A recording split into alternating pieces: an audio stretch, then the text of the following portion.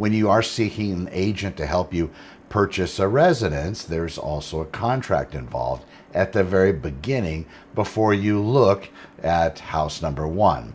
So one of the things I will say is when you are looking at that and getting ready to sign any piece of paper, just make sure that you know what you're signing, and also do yourselves a favor and make sure that what you're signing is crystal clear and laid out in the way that it was explained to you. If they say this happens to be covering you for such and such, make sure it says that in the paper that you're reading, the contract, because there's a lot of times people will tell you one thing and they'll say, well, this is what it means, this is what should be concerned about, these are the things you need to look at, and then say, okay, here it is right here, go ahead and sign it.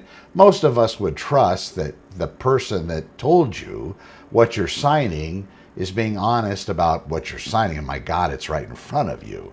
But in most cases, what do? Well, we don't do any further investigation. Just take a moment.